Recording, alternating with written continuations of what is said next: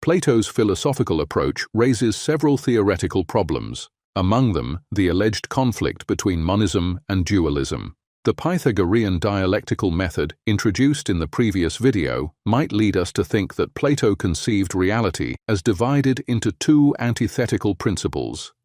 Yet this appears to clash with the celebrated conception of the good as a single and supreme entity, a view that would later make him a standard-bearer of Christian monotheism.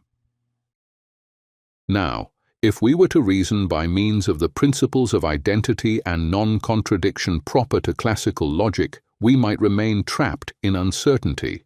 If reality is monadic, it cannot at the same time be dyadic. Eudorus of Alexandria, quoted by Simplicius, offers us some precious clues. It may be said that the Pythagoreans affirm that, on a higher plane, the one is the principle of all things, whereas on a lower plane there are two principles of produced things, namely the one and its opposite. All things conceived as oppositions must be subordinated to it. What is good is attributed to the one, what is evil to its opposite. The reason why both are not higher principles is that, if one of the two were the principle of certain things and the other the principle of others, then neither would be an absolute principle, as the one is. I therefore maintain that the followers of Pythagoras preserved the one as the absolute principle, and then added to it two further principles. These two principles are defined by many names. The first is called ordered, defined, knowable, male, odd, right, light. The other, opposed to it, is called disordered, indefinite, unknowable, female, left, even, darkness.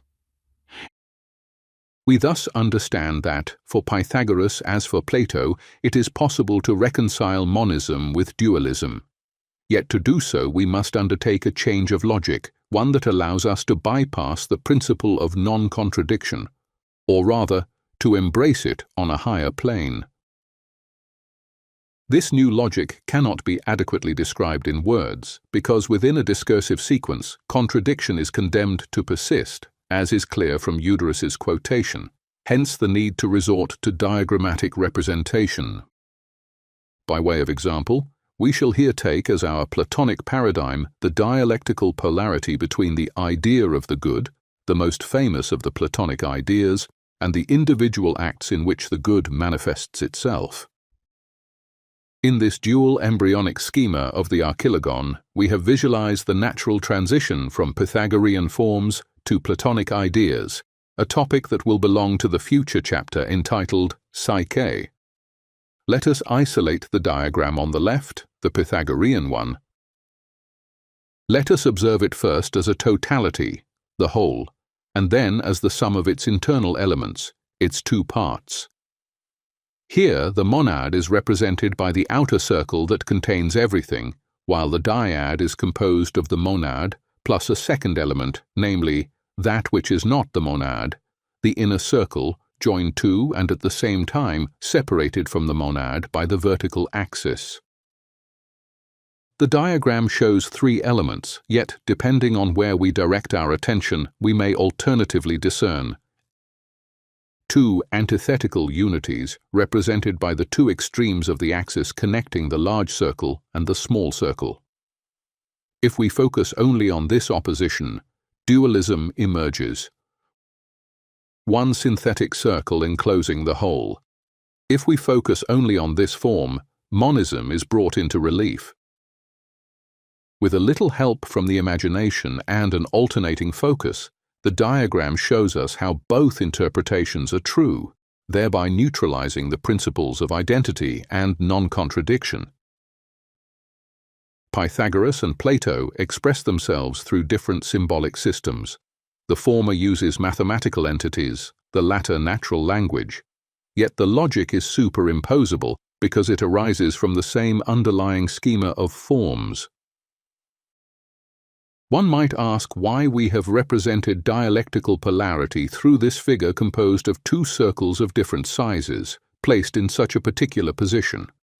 We might, after all, have drawn the opposition by means of a simple segment, like the famous line of Nicholas of Cusa. The reason will become evident during the construction of the Archilogon, but its origin lies in the Parmenides and in Proclus's commentary on it in the Platonic Theology. Passage 144 of the Parmenides, where we find the nucleus of synthetic logic, is without doubt the most important passage in the entire history of metaphysics. Being, then, fragments itself into the multiplicity of beings and is present in each of them from the smallest to the greatest. It fragments itself into parts of every magnitude and of unlimited number, and each of these parts is a definite being. Each part of being, that is, every being, whether small or great, is also in itself a unity. Since unity as whole cannot be the same as unity as part, it is necessary to divide unity into two distinct yet equivalent forms, for the whole is necessarily equivalent to the sum of its parts, neither greater nor lesser. The one whole that shatters into multiplicity is therefore at the same time also unlimited multiplicity. Since the one parts are parts of a whole, the one whole represents their limit, for what contains the multiple within a whole is certainly its limit. Thus being is at once both one and many, both whole and parts, both limited and unlimited. If being as one whole is limited, it will have extremities, namely a beginning, a middle, and an end. Every whole is composed of these three elements, not one fewer. Thus, the one whole may be represented by a figure that is at once rectilinear and circular, composed of these elements, such that the one whole appears simultaneously in itself and other than itself. Each of the one parts is within the one whole, and none is outside it. If all parts are in the whole, and we have affirmed that the one is simultaneously each part and the whole, then the one part is included by the one whole, and so it may be said that the one is included within itself. The one whole cannot be in each of the one parts, because if it were in any one of them, it would no longer be one whole. Therefore, if the one whole is not in any of the parts, it must be either nowhere or elsewhere. If it were nowhere, it simply would not be, since, as being it is, it can only be elsewhere. Thus, when the one is in a single part, it is in other than itself, whereas when it is in all parts, it is in itself. And so the necessary conclusion is that the one is in itself, and simultaneously in other than itself. Of this figure at once rectilinear and circular, such that the one whole appears simultaneously in itself and other than itself, the Platonic manuscripts have transmitted no diagram to us. And, if we set aside the passage on the psychogony in the Timaeus, to which we shall devote a crucial chapter, then, in order to find in ancient documents a figure that may correspond to the description just given, we must come to Proclus. Indeed, the passage of the Parmenides concerning the division of the one is commented upon by Proclus in the Platonic Theology in a theosophical manner. Unlike the entities that, in the sensible world, when generating, bring the generated entities to light outside themselves, when divinity generates, it does not thrust outward, separating from itself the products it has generated. On the contrary, it generates them within itself, and there envelops and retains them. From this point of view, it represents their place, like a womb, that enfolds them, surrounding them on every side, and by its own original generative power, it retains and contains within itself, from the very beginning, all the entities derived from its procession and their manifold varieties of form. Indeed, all beings have come into existence in the gods, and are surrounded and preserved by the gods. For where could they go, if they were separated from the gods and from their containment? And in what manner could they subsist, were they to be separated from them, even for an instant? Thus, the divine and generative entities contain and envelop the products they have generated. They determine their essence insofar as they are their immediate causal principles, and at the same time, they represent the universal and necessary aspect of their particulars. The generating entities produce the derived entities in a transcendent manner, and at the same time envelop their own products, preceding their composite nature through simplicity, and their multiplicity through unity. Proclus' geometrical figures contained in his commentary on Euclid's Elements are rather well known, but not his metaphysical diagrams. The Munich Library, however, preserves a 16th-century manuscript which, in relation to this passage on the womb, contains the following diagram. The diagram represents the one whole that contains itself in reduced form, that is, the one part. The conjunctive and disjunctive vertical axis is missing, since by the time of Proclus, as we shall see, the geometric key of Pythagoras had been lost. Yet the position of the included circle is peculiar, because, not being at the center, it does not appear as a classical emanation. One could say that, in relation to the one whole, the one part is in a state of identity and at the same time of alterity.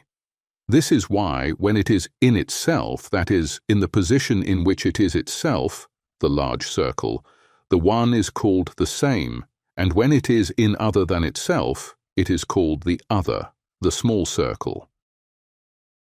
This dialectical pair is indicated by Plato through the expression the great and the small, mega chi mikron, mentioned by Aristotle.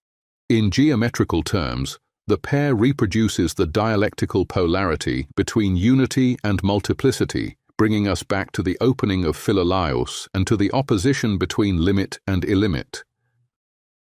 The division of the one into two distinct forms, one whole and one part, generates a vertical axis representing the bipolar and dialectical tension, which is at once conjunctive and disjunctive. The one whole contains the one part, yet at the same time is other than itself, although within itself. To Proclus' spare diagram we have added other representative elements. At one end of the vertical axis there is a point, symbolizing the static cohesion of unity. At the other end there is a vector, symbolizing the infinite possibility of decomposition proper to multiplicity.